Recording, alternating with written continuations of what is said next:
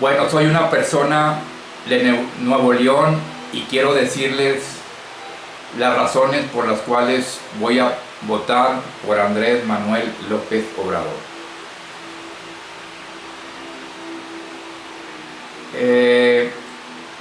Las razones, ¿sí?, para votar por Andrés Manuel López Obrador es que yo he visto en sus discursos en campaña, videos, que siempre habla con profundidad, sereno, donde se ve que está hablando con certeza, con sinceridad. Fue uno de los primeros en preocuparse por la gente adulta, ¿sí?, al darles un bono mensual. Después los demás partidos en diferentes estados comenzaron a bajar esos programas. Y también, al verlo yo en los videos, con la profundidad que habla este hombre, veo que lleva en su espalda los problemas del pueblo mexicano. Por eso voy a votar por él. ¿Quiénes son los que no quieren que gane Andrés Manuel López Obrador? Pues el gobierno de Estados Unidos, principalmente, porque no le interesa aquí tener en la frontera una Cuba. El clero. ¿Por qué el clero? Porque la crema innata del clero, los cardenales, obispos, esos no andan comiendo en los mercados. Esos se codean con empresarios o con políticos de alto rango. Los otros son los multimillonarios mexicanos. ¿Y quiénes son esos? Pues son las empresas grandes, los dueños de las empresas grandes que tiene México, aquellos que no pagan impuestos, aquellos que reciben contratos millonarios por parte del gobierno, y sabemos quiénes son esos. Y como López Obrador les va a quitar un poquito de lo mucho que han ganado con tanto trabajo, pues no quieren. Hago la aclaración, no todas las empresas entran aquí, son deshonestas, no todas las empresas, no todos los empresarios, ¿sí?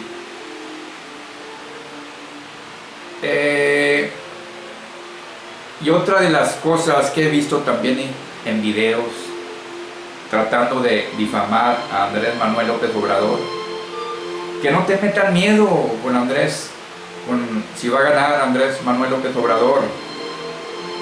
Nos bombardean con anuncios los medios de comunicación, con videos, los opositores echando puras mentiras, que va a haber fuga de capitales, que se va a ahuyentar la inversión extranjera, se va a devaluar el peso, México va a ser otro Venezuela. Francamente, no lo sé si esto puede pasar o no. No te lo puedo asegurar. Lo que sí sé es lo que te voy a narrar, lo que he vivido en mis años de vida. Para comenzar, en 1953 el peso mexicano estaba como a 13 pesos, más o menos 12.50 a 13 pesos. En el gobierno de Echeverría sube a 22 pesos. En el gobierno de Portillo el dólar se dispara a 149 pesos. Y en 1988 un dólar valía 2.298 pesos. Todas estas devaluaciones, ¿qué fue lo que hicieron que hubiera tanta inflación?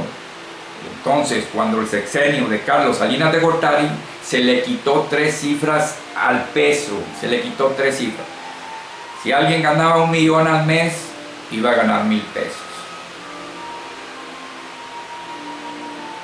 Pero el mayor descaro, ¿sí?, en el sexenio de Carlos Salinas de Gortari fue el Fobaproa. fue el mayor fraude hecho al pueblo mexicano. Y aquí intervinieron dos factores: los que robaron los ahorros de los mexicanos y los cómplices que estaban en el gobierno y que permitieron ese fraude para después verse beneficiados.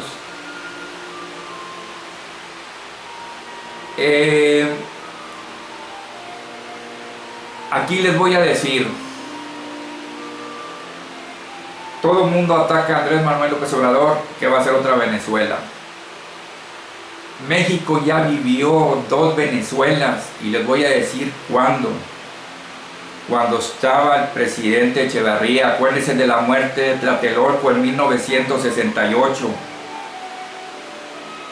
¿Qué fue lo que pasó en 1968 cuando Díaz Ordaz, en complicidad con Echeverría, mandaron el ejército para matar a todos los estudiantes en el octubre de 1968? Acuérdense bien, un gobierno represivo, autoritario, totalitario, igual que Venezuela. Y también ya vivimos otro Venezuela. ¿Cuándo? Con esas devaluaciones que hubo al quitarle 3 cifras al peso. Dos devaluaciones hemos vivido. Acuérdense cuando el negro Durazo del 70 al 80 que estuvo, cuando Echeverría y cuando López Portillo, todo lo que hizo con el Partenón y desaparecían gente, todo eso se les ha olvidado. Este video va dedicado para aquellas personas que tienen menos de 40 años y que no vivieron eso y que no han leído y que sus padres no les han comentado por una u otra razón, porque no saben cómo comentar eso, porque se les olvidó. Pero allí está latente eso. Dos Venezuelas hemos tenido en México. Así que peor no podemos estar con Andrés Manuel López Obrador. Las Venezuelas ya las tuvimos. Ahora, estas administraciones no desarrollan sus funciones de acuerdo a los intereses de la nación, sino que anteponen sus propios intereses de ellos. Ahora, ¿puede haber trampa en estas elecciones? Yo me pregunto, ¿puede haber trampa en estas elecciones? Claro que sí puede haber trampa, y lo ha habido. Ahorita les voy a explicar por qué y cuándo y cómo. Sabemos que en la casilla no se puede hacer trampa, porque cada candidato de cierto partido tiene un representante, llámese alcalde, diputado federal, local, senador, para presidente. Ahí no se puede hacer falta, no se puede hacer tranza ahí. Pero el problema grande que tenemos es que se concentra todo en el INE, ahora en el IFE, bueno, ahora es el INE, Instituto Nacional, Instituto Federal Electoral ahora pasó al INE, Instituto Nacional Electoral, de IFE pasó a INE. Se concentra toda la información ahí. Entonces, si la puntuación es muy cerrada ahí, claro que se puede hacer trampa, porque ya lo han hecho. Ya lo han hecho. ¿Por qué? Porque está concentrado toda la base de datos nada más ahí está centralizado en esa institución que se llama INE, Instituto Nacional Electoral. Ahora vamos a platicar de los fraudes que ha habido. Sabemos nosotros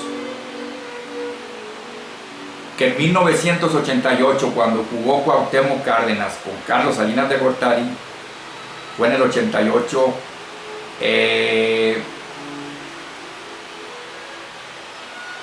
ahí descaradamente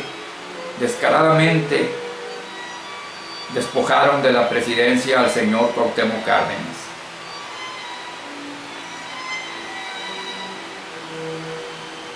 Miguel de la Madrid le ordenó a Bartlett que tumbara el sistema, y ellos lo reconocieron 18 años después. que pasó eso. Es el primer fraude electoral a nivel presidencia. Después tuvimos en el 2016, cuando jugó Felipe Calderón por el PAN, Andrés Manuel López Obrador también, madrazo por el PRI, y estuvo bien cerrado, y supuestamente por 233,000 votos ganó la elección. Felipe Calderón se la ganó a Andrés Manuel López Obrador. En porcentajes viene siendo 35.89% Calderón y 35.33% Andrés Manuel López Obrador. Esa diferencia por ciento equivale a los 233,000 votos.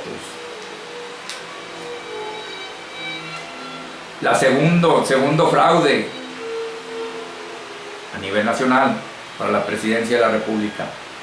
Y el tercero, como todos sabemos, fue el 2012, cuando volvió a jugar Andrés Manuel López Obrador, Josefina Vázquez Mota por el PAN y Enrique Peña Nieto por el PRI. Ganó Enrique Peña Nieto, que es nuestro actual presidente de la República. El cinismo en el 2006, cuando le ganaron la presidencia, que no se la ganaron, se la tumbaron la presidencia a Andrés Manuel López Obrador, Fox tuvo el descaro de decir en Estados Unidos: gané 2 elecciones, la mía y la de Calderón. Con eso queda más que dicho. Ahora, compañeros, con respecto a las privatizaciones, estos gobiernos han privatizado, no se han privatizado ellos porque no hay quien los quiera. La primera de las primeras privatizaciones, Sidermex, donde estaba Altos Hornos S.A. en Monclova, Fundidora Monterrey, Siderúrgica Lázaro Cárdenas, todo eso formaba la Siderúrgica Mexicana. Privatizaron. Después los bancos los privatizaron. Bueno, a ver, los bancos, primero que nada, en los bancos los nacionalizaron, los estatizaron. Fue José López Portillo, fue el que estatizó. ¿Por qué? Porque no supo manejar la economía en ese tiempo en su país. Era cuando el petróleo, había mucho dinero, había mucho petróleo, el barril estaba elevado, México recibía muchas divisas. Entonces José López Portillo comenzó a comprar industrias. Hubo un tiempo en que se sobregiró y comenzó a pedir préstamos al exterior, los bancos del exterior. Como ya no pudo pagar, le echó la culpa a los bancos y por eso nacionalizó la banca. Y eso fue en el último año de su sexenio.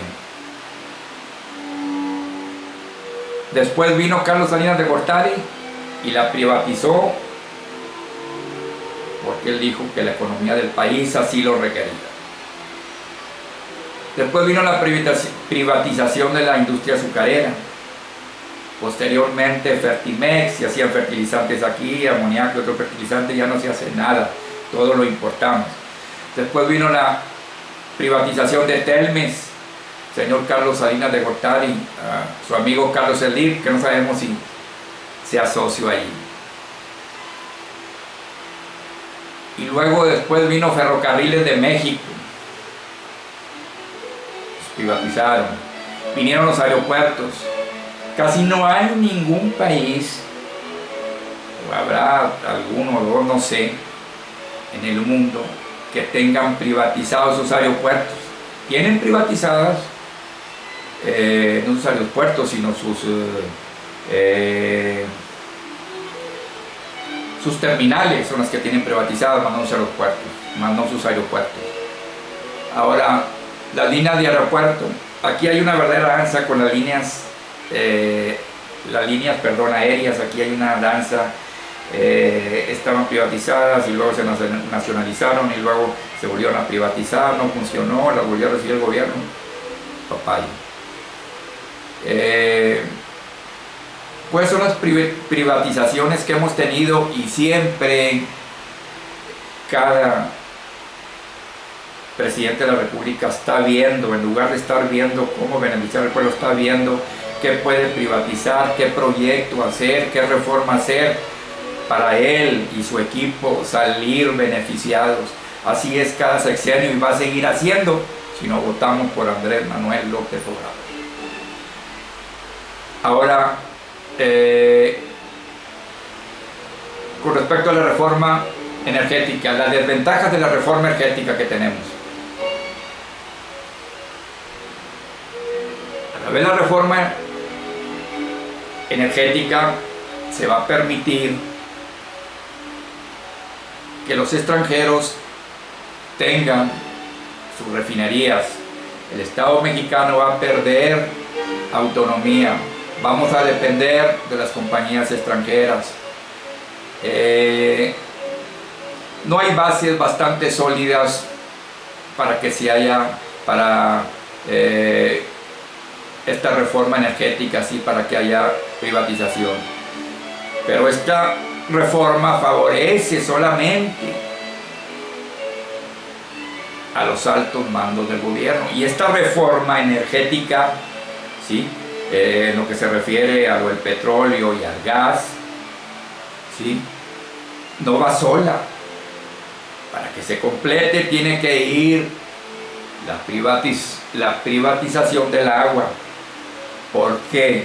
Porque la reforma energética, nosotros sabemos que el gas lo encuentra a 500, 600 metros, el gas metano, el gas convencional, pero hay otro tipo de gas no convencional que está a 3 kilómetros, 4 hacia abajo, y luego se expande en 1 kilómetro horizontal, 4 vertical hacia abajo y luego 1 horizontal.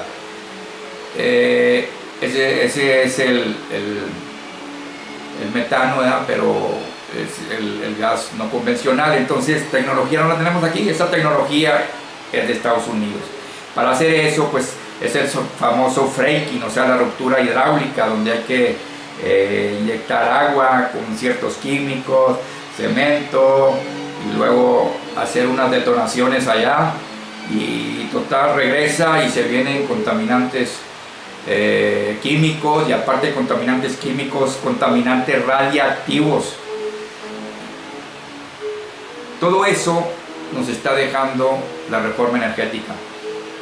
Y para hacer esa fractura hidráulica, o sea, el fracking, se necesita mucha agua. Se necesita mucha agua. Entonces, la cuenca de Burgo, que es una de las mayores productoras de gas a nivel mundial, donde están constituidos los estados de Nuevo León, Coahuila y Tamaulipas, pues dijeron: vamos a traer agua del río Pánuco, un proyecto 5 a 15 metros cúbicos por segundo, a traer agua del río Pánuco. ¿Para dónde? Para Monterrey, ¿sí? Porque pues se necesita agua en Monterrey, según ellos. Monterrey tiene agua suficiente para lo que falta este sexenio y 2 sexenios más. Monterrey no necesita eso. Pero ¿por qué querían hacer ese proyecto? No se hizo porque no ganó acá el PRI para la gobernatura de Nuevo León. Entonces ese proyecto no se llevó a cabo, pero eso viene encaminado, está relacionado con la reforma energética. ¿Por qué? Porque necesitan mucha agua. Sí, es el proyecto que se le llamó Monterrey 6. Monterrey 6, cual pues iba a costar como algo así como 45 o 65 mil millones de pesos, que se fue después, ¿no? Alto ahí todavía. Entonces todo eso está relacionado. ¿Y saben quién iba a hacer este proyecto? Grupo IGA. Ustedes ya saben quién es Grupo IGA. Ahí este proyecto Monterrey 6 lo iba a hacer, el 50% lo iba a hacer Grupo IGA y otras 2 empresas, pero esas empresas son filiales del Grupo IGA. Sabemos que el Grupo IGA, el dueño es Juan Armando Hinojosa, quien iba a hacer el tren rápido de México a Querétaro, y siempre no se hizo por los escándalos que hubo de la Casa Blanca, ustedes saben, acá del señor Vidio Garay, y la casa también de la esposa de Peña Nieto. Entonces, todo esto son intereses de ellos, exclusivamente de ellos, de nadie más. ¿De quién? De los altos funcionarios del gobierno. Ellos no ven, no les interesa el pueblo, los intereses del pueblo no les interesa. A ellos lo que les interesa es hacer dinero y más dinero. Espero que al ver este video pienses y razones tu voto para ver si aún así vas a seguir votando por el PRI o por el PRD o PAN. PRD o PAN, que es una vergüenza, una coalición izquierda con derecha. La vergüenza tanto para el PRD como para el PAN. Coalición izquierda con derecha. Hágame usted el favor. ¿Y por qué? Todo por el interés de llegar hacia arriba. Entonces, no permitamos, compañeros, que esta elección con el señor Andrés Manuel López Obrador no la ganen. Recuerden, el primero que no quiere que Andrés Manuel López Obrador sea presidente es Enrique Peña Nieto. ¿Por qué? Porque no le va a gustar que le revisen sus finanzas en este sexenio, así como todo el grupo que está detrás, el señor Carlos Salinas de Gortari y X, que no vamos a terminar de hablar. Entonces, razona tu voto. Vamos por Andrés Manuel López Obrador, es la mejor opción. Hazlo por tus hijos y por tu familia. Muchas gracias.